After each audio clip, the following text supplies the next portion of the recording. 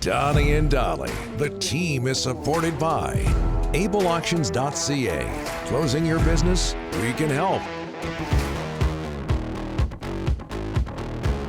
Monday, and all of our guests today, including J.P. Barry, standing by, are sponsored by Passant Motors.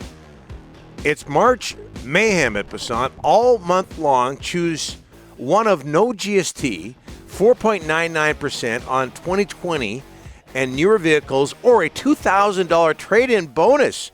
Get all the info at PassantMotors.com. Maybe trade in my Pinto. Okay.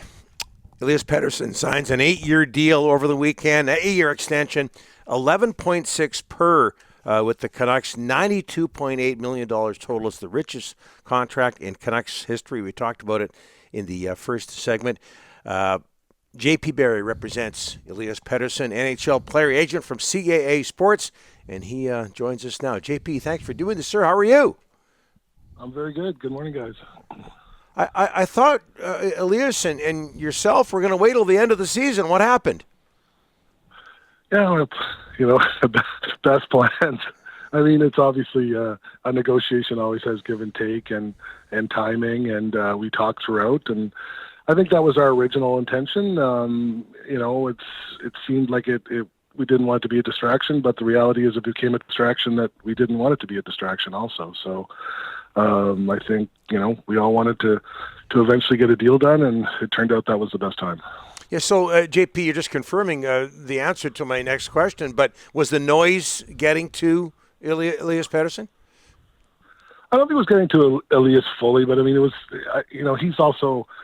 he's aware that it affects other people and affects the team. And, I just think, we met him during the All-Star and had a talk, and then we kept talking about timing and how, there's no such thing as perfect timing. And, at the end of the day, I think, it was one of those things where both sides we eventually get a deal done, and sometimes the time dictates itself. I mean, everyone knows the trade deadline is a leverage point for teams, and teams want to get business done. So we have to listen to both sides have to listen to each other on timing that when you're doing these kind of contracts. Yeah, you touched on it there, JP. 2 goals in February for Elias. Was the whole situation affecting his performance at all?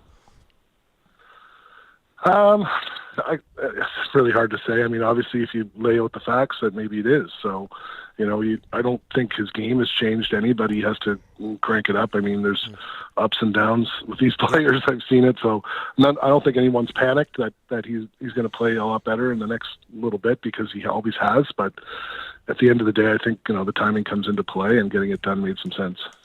JP, didn't take long to do the deal. I mean, I think Tuesday or Wednesday they met with Elias, and all of a sudden 4 days later you guys got an 8-year deal. They talk about the quickness. Usually these things take a long time. How did you guys do it so quick? Well, sometimes you guys don't know what's really going on outside. So tell us, JP. Well, there's always, we've just been check-ins. There's overall discussions. Both sides kind of understand the range in the market a little bit throughout. There was never silence between the parties. The people had contacted each other and talked, and then it was time to get into high gear. And then we get into high gear, and we've already had a lot of discussions, so we had to straighten out the term and figure it out. And that's what happened over the last week. JP, one of the reasons there was noise is the biggest fear in Vancouver was a Tkachuk or Gaudreau type situation. Did he ever say to you that he never wanted to sign in Vancouver? No, that's the whole point. Is unlike those situations, you have a player that never had a feeling about going elsewhere. It was only about timing and distraction, and perhaps the player's choice that it would be easier to do this in June. I mean, at the end of the day, it wasn't like a lot of those situations. I mean, Gaudreau was going to be free. I mean, I was dealing with Pasternak last year. He was going to be free. It's more similar to Tkachuk, but I think with Tkachuk, I think a lot of people felt he had decided he was likely going to play elsewhere, which is not the same as Pettersson. JP, did you talk shorter term too? Because we're in this mess because, he didn't sign long term like Quinn Hughes when he was supposed to, and then he only signed 3, unlike Quinn, who got more. Did you talk shorter term here? Yeah, no, I mean, what's shorter term? I mean, generally with these kind of extensions, it's 5 to 8, and we talked about all those terms because we always do. When you're, but yeah, you never really talk about less than 5 when you're talking about this type of extension. But all those terms were discussed, but he had no control over the bridge deal. I think the bridge deal was the team's preference last time. JP, he talked about how much he loves living in the city of Vancouver. How much did that play into his decision? I think it played a lot. Like, as I said, I think the fan base somehow, because of all the, I'll blame some media a little bit, got the impression that there was some doubt about him wanting to stay in Vancouver, and that was just never the case. It was just really about him wanting to do the contract at the end of the year and focusing on playing. But, obviously it became a little bit of a distraction. He didn't want that either. I thought the media was always the good guy in these situations. Not sure on this one. But Hey, the other thing, JP, what about the Carolina rumors last week? I'm sure you heard them. Was there any substance to that at all? I mean, I heard the buzz out there. I mean, I'm not surprised there'd be several teams after him, but I mean, it was out there. And, you can't, as an agent side, you have to go out there and look. I mean, I'm sure there are teams out there that would love to be able to talk to him about an extension, but I don't think anyone was going to make a big trade without one. But it's possible. I've seen these things happen on the trade deadline, but he wanted to stay in Vancouver. I think, that's why he sat down and did the deal that he did. There's the media again. Hey, JP, the Canucks have to deal with Hronek. There's Dakota Joshua, Besser at the end of next season. I believe I've asked you this before, but it's a few months since we talked to you. What are your latest salary cap projections? Because, and there's the OEL buyout situation as well. Most people in Vancouver feel the cap has to go up significantly for the Canucks to have any hope of keeping this roster together. What are your projections? What do you believe when it comes to the salary cap?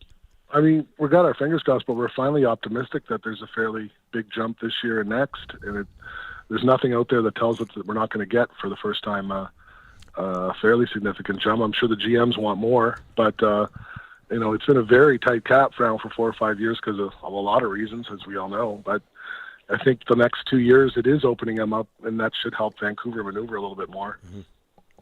JP, you got a guy named Tyler Myers out here. He's having a good season. He's a UFA. What's the plan with Myers, JP?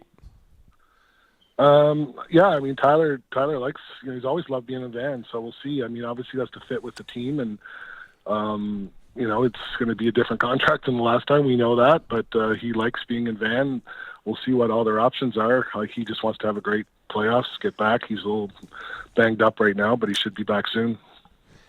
8 years, $92.8 million. JP, congratulations on that, and thanks so much for joining us today. Hey, thanks, guys. You bet. Thanks, JP.